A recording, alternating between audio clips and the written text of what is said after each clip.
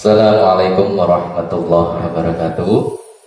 Anak-anakku semuanya, bagaimana kabarnya pada pagi ini? Semoga tetap baik-baik saja. Perkenalkan, nama Bapak Ahmad Sholih dengan kode SO.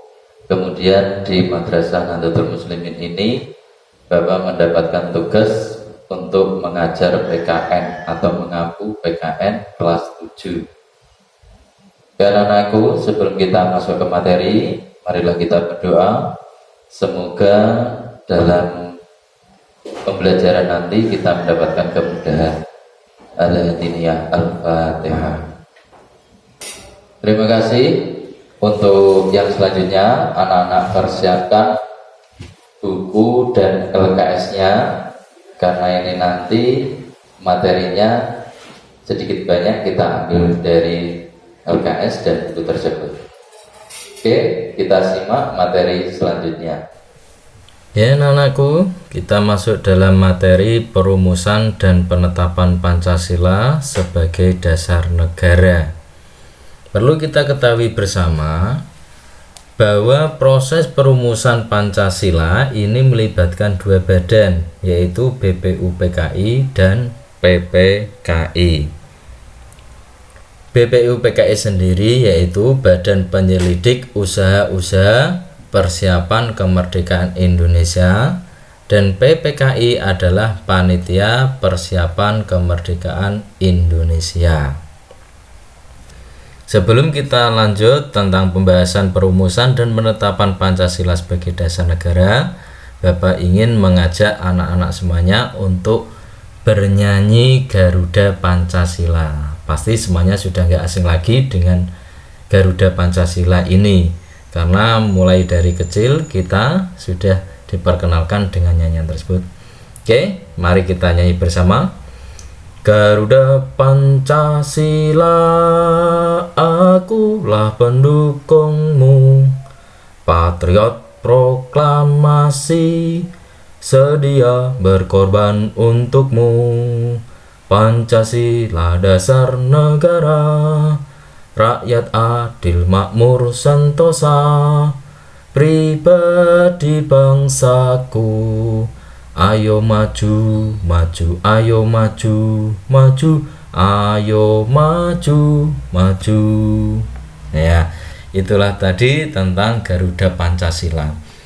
Dengan kita menyanyikan Garuda Pancasila, kita mengetahui bahwa Pancasila ini sebagai dasar negara. Ya. Kita masuk dalam poin A, yaitu perumusan Pancasila sebagai dasar negara. Pancasila sendiri ini sebagai dasar negara merupakan hasil perjuangan para pendiri negara.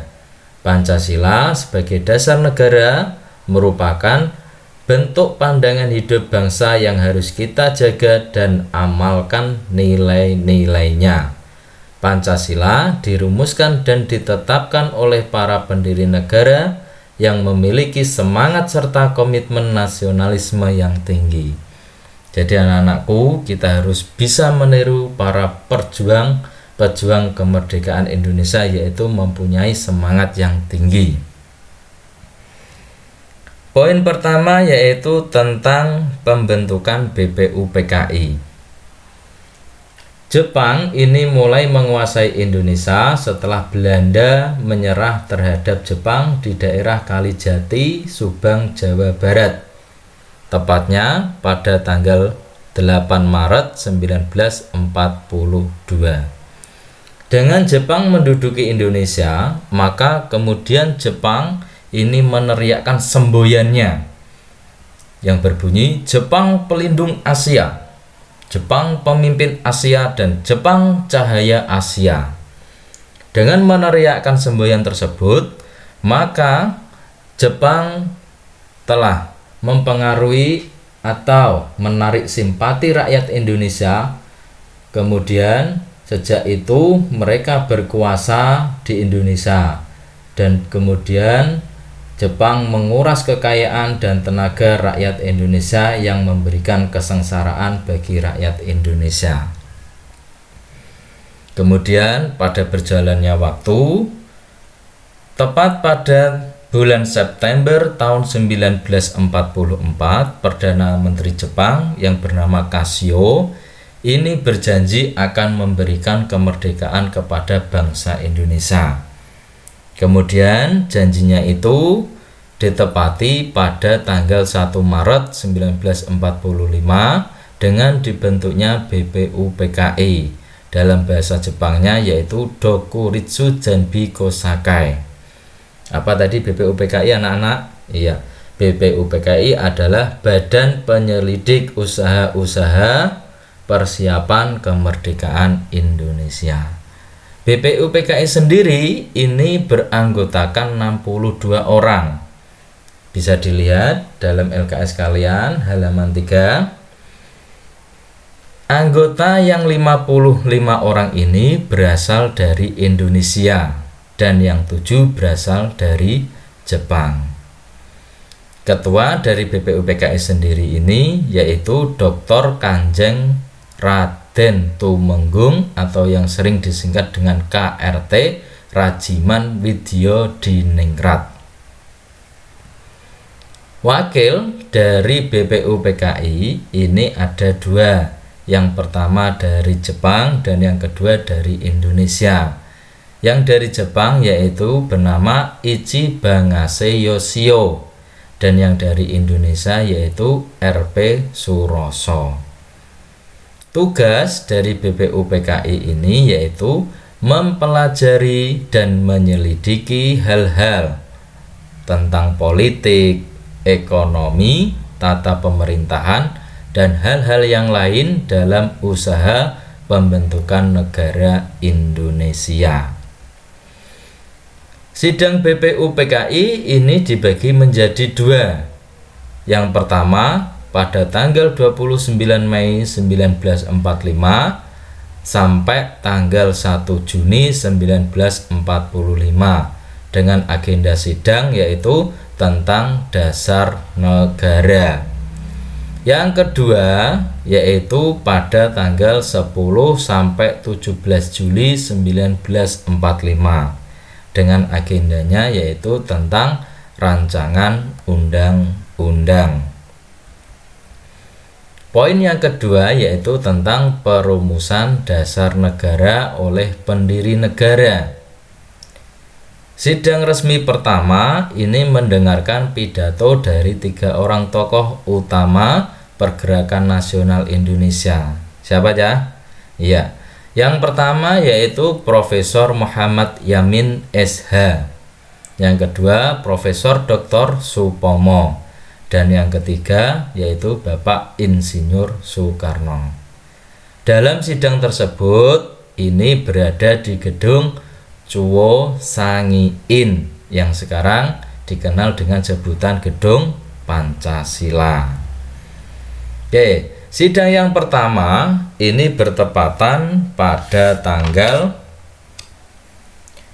29 Mei tahun 1945 dengan agenda yaitu mendengarkan pendapat dari Profesor Muhammad Yamin tentang dasar negara.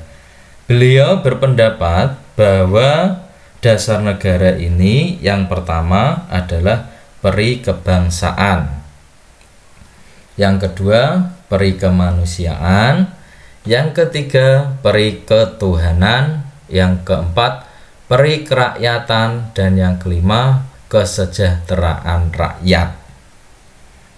Ya, oke ya. Saya ulangi lagi, sidang pertama ini yaitu mendengarkan pendapat dari Profesor Muhammad Yamin SH. Sidang yang kedua yaitu dengan agenda mendengarkan pendapat dari Profesor Dr. Supomo yang bertepatan pada tanggal 31 Mei tahun 1945. Beliau mengemukakan bahwa dasar negara ini yang pertama yaitu tentang persatuan, yang kedua tentang kekeluargaan, yang ketiga tentang mufakat, keempat tentang musyawarah, dan yang kelima keadilan sosial. Sidang yang ketiga yaitu mendengarkan pendapat dari Bapak Insinyur Soekarno yang bertepatan pada tanggal 1 Juni tahun 1945. Beliau mengemukakan bahwa rumusan dasar negara yang pertama yaitu kebangsaan Indonesia, yang kedua internasionalisme dan perikemanusiaan, yang ketiga mufakat atau demokrasi, yang keempat kesejahteraan sosial, dan yang kelima ketuhanan yang Maha Esa. Jadi dari situ kita bisa mengambil kesimpulan bahwa kedudukan Pancasila adalah sebagai dasar negara. Artinya Pancasila dijadikan sebagai dasar dalam penyelenggaraan kehidupan berbangsa dan bernegara. Tidak hanya itu, kedudukan Pancasila juga ini sebagai pandangan hidup bangsa yang mempunyai arti bahwa Pancasila dijadikan sebagai pegangan dan tuntunan hidup masyarakat Indonesia. Oke anak-anakku, itu tadi materi yang dapat Bapak sampaikan. Kurang lebihnya kita bisa lanjut lagi di materi yang berikutnya, yaitu dengan masa antara sidang resmi pertama dan sidang resmi kedua. Oke anak-anakku, gimana tadi materi yang Bapak sampaikan? Semoga yang sedikit tadi ya, anak-anak tetap bisa memahami dengan betul. Apabila ada sesuatu yang masih kurang atau belum paham, nanti bisa ditanyakan langsung oleh Bapak. Kemudian sebagai tugas akhir, nanti anak-anak mengerjakan soal yang ada di Google Form, yang linknya berada di bawah deskripsi video ini. Sekian dari Bapak, kurang lebihnya mohon maaf. Akhirul kalam, assalamualaikum warahmatullahi wabarakatuh.